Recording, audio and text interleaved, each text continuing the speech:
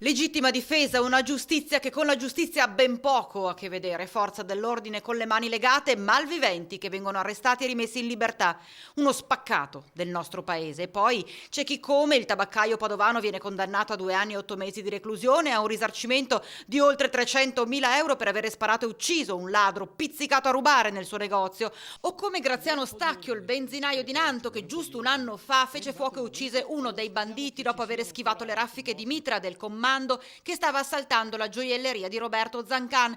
Una situazione che sta diventando paradossale, la gente sempre più spaventata, come denuncia il presidente del Veneto Luca Zaia. L'obiettivo non è quello di far vivere i cittadini con la pistola sul comodino di casa, la verità è un'altra, certezza della pena, inasprimento delle pene e carta bianca alle forze dell'ordine. Questo è quello che dobbiamo fare.